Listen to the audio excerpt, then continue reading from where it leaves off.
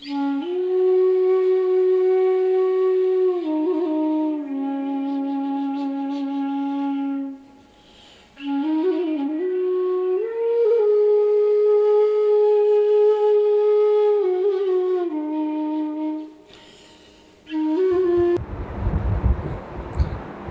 గురుభ్యో నమః పరమగురుభ్యో నమః హరి ఓం. జై శ్రీరామ్.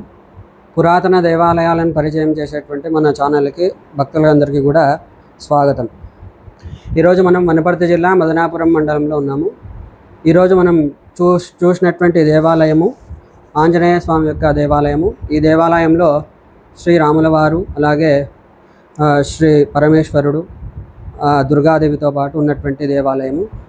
ఈ దేవాలయము ఎన్ని రోజులుగా ఇక్కడ ఉన్నటువంటిది, ఎప్పటి నుంచి పురాతనమైనటువంటి దేవాలయము ఇక్కడ ఉన్నటువంటిది, ఇక్కడ ఏమేమి కార్యక్రమాలు జరుగుతున్నాయి అనేటువంటిది మనము అందరికీ కూడా పరిచయమైనటువంటి, ఈ జిల్లాలోనే అందరికీ సుప్రసిద్ధులైనటువంటి, అందరికీ కూడా తెలిసినటువంటి మన గోపాలకృష్ణ గురుస్వాములు అయినటువంటి వారిని మనము ఈరోజు పరిచయం చేసుకొని మనం యొక్క పురాతనమైనటువంటి దేవాలయం గురించి విశేషాలను తెలుసుకున్నాం. స్వామి నమస్కారం. అయ్యాక మనం ఈ చూస్తున్నటువంటి ఎంతో అభివృద్ధిలో ఉన్నటువంటి ఈ యొక్క ఆంజనేయ స్వామి గుడి ఎప్పటి నుంచి ఇక్కడ ఉన్నది, ఈ యొక్క గుడి విశేషాలు ఏంటి అనేది? ఇది దాదాపుగా ఆంజనేయ స్వామి ఉండడము 200-300 సంవత్సరాలు అవుతుంది. అయితే అప్పుడు మట్టి గోడలతోటి ఆంజనేయ స్వామి ఉండేవాడు.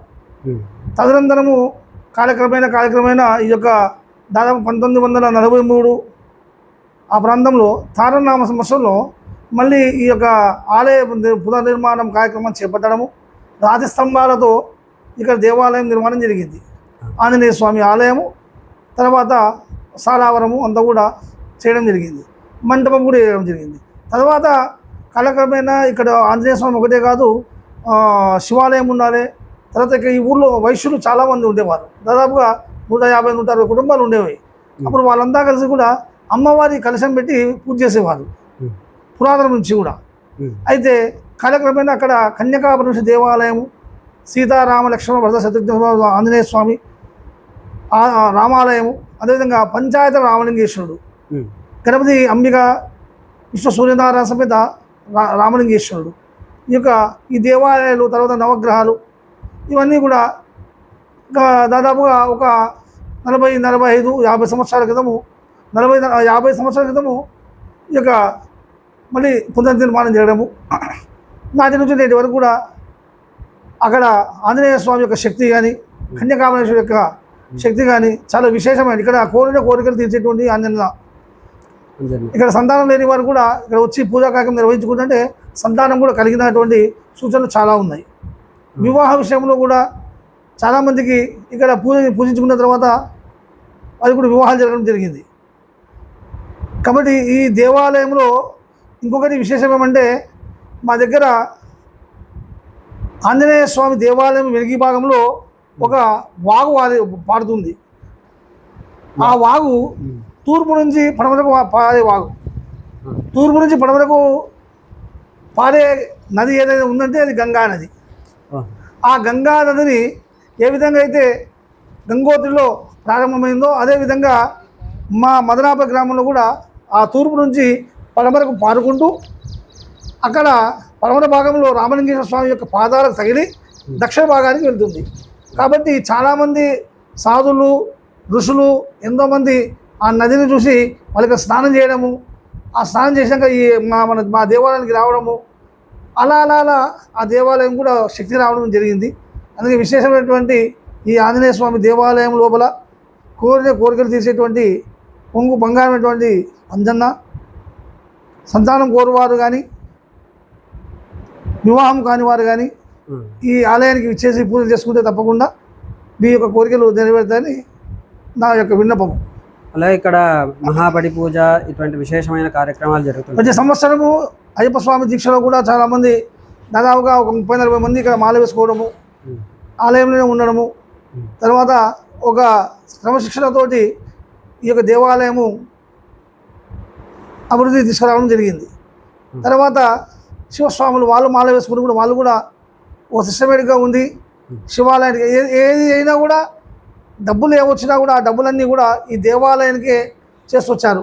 అయితే ఈ మధ్యకాలంలో యూత్ దాదాపు 20-25 సంవత్సరాల నుండి ఫ్రెండ్స్ యూత్ అనేటువంటి యూత్ ఈ యొక్క దేవాలయంలో గణపతి నవరాత్రులు చేస్తున్నారు.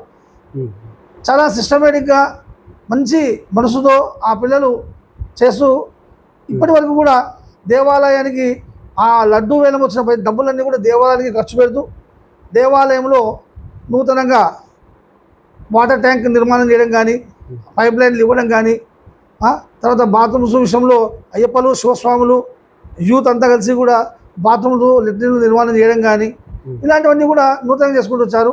ఈ మధ్యకాలంలో ఆ యూత్నే మేము దేవాలయం కమిటీగా ఏర్పాటు చేసుకోవడం జరిగింది.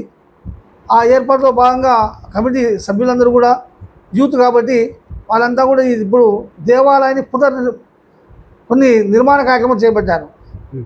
ఒకటి సాలవరము, అదేవిధంగా ఆంజనేయ స్వామి దేవాలయం పైన గోపురం లేకుండే ఆంజనేయ స్వామి మీద గోపురము, తర్వాత శివాలయము, రామాలయము, కన్యకా పరమేశ్వరి దేవాలయం పైన కూడా నూతనంగా శిఖర నిర్మాణాలు నిర్వహిస్తున్నాము. అది త్వరలోనే అయిపోతుంది. అదేవిధంగా ఇక్కడ కృష్ణుడు లేడు కాబట్టి ఒక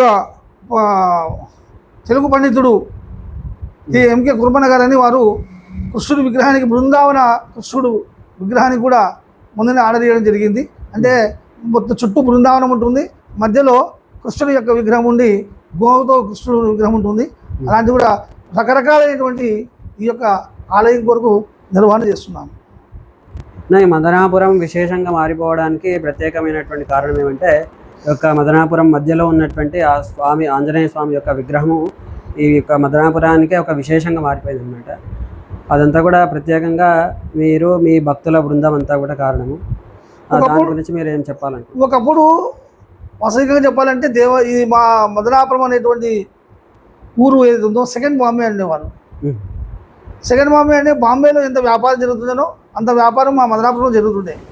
అప్పుడు ఆ బాంబే సెట్లు అంతా వచ్చి ఇక్కడ వ్యాపారం చేసేవారు కాబట్టి రెండో బొంబాయి అని అక్కడ మార్కెట్ యార్డ్ మాకు ఇక్కడ చుట్టుపక్కల ఎక్కడ లేకుండే. మార్కెట్ విషయంలో కానీ, తర్వాత రైలు నిలవడం కానీ ఇలాంటివన్నీ. అందుకే ఆంజనేయ స్వామి ఆలయం కూడా మధ్యలో ఉన్నప్పుడు తర్వాత రాను కూడా అటుపక్క తగ్గుకుంటూ దక్షిణ భాగం అంతా పెరుగుకుంటూ పోయినందుకు కొంచెం గ్రామానికి కూడా కొంచెం కీడు సంభవించి కొంతమంది గ్రామాలు వదిలిపెట్టిపోతున్నారు.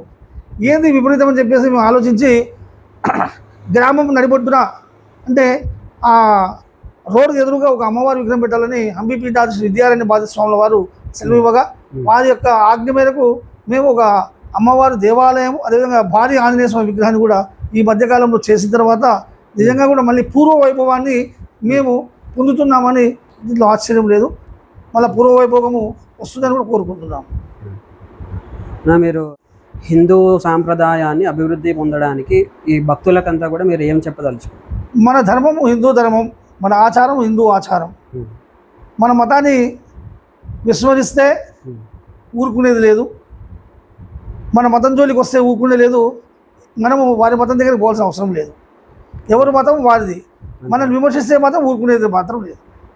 హిందూ ధర్మ ప్రకారంగా మన వాళ్ళంతా కూడా మనం కూడా కొద్దిగా మారాలి. అందరము హిందువులం అంటున్నారు. హిందుత్వం బాగానే ఉంది. మన మండపాల దగ్గర విశేషమైన పూజలు చేసి హోమాలు చేస్తే బాగుంటుంది, తీసేటప్పుడు ఆటపాటలతో వెళ్తే బాగుంటుంది. అలాంటిది డీజేలు పెట్టి అది పెట్టి ఇది పెట్టి దానివల్ల చాలా చెడ్డ పేరు ఎవరికి వస్తుందంటే మొట్టమొదటి పురోహితులకే వస్తుంది. ఈ డీజేల వల్ల చాలా మందికి కొంచెం ఆరోగ్యపరంగానే కాదు, అసలు దానివల్ల చాలా చెడువే ఉంది కానీ మంచి ఏమి లేదు. ఆ డీజేల వల్ల చెడే ఉంది కానీ మంచి ఏమి లేదు. కాబట్టి మనం కూడా హిందూ ధర్మం గురించి ప్రతి దగ్గర కూడా బ్రాహ్మణుడు ప్రతి దగ్గర కూడా హిందూ ధర్మం గురించి తెలపడం వల్ల హిందుత్వానికి కూడా ఒక శక్తి కలిగి రాబోయే తరంలో మన ధర్మమే నిలబడాలని కోరుకుంటున్నాను. ఓకే, ఈ చుట్టుముట్టు కొన్ని దేవాలయాల గురించి మీకే తెలుసని అన్నారు. వాటి గురించి తెలుసుకోవడానికి కూడా మళ్ళీ మిమ్మల్ని కలుస్తామని. తప్పకుండా. జై శ్రీరామ్. జై శ్రీరామ్. విశేషాల గురించి వచ్చినటువంటి శ్రీనివాస్ గారి యొక్క ఛానల్ను అందరూ కూడా సబ్స్క్రైబ్ చేసుకోండి.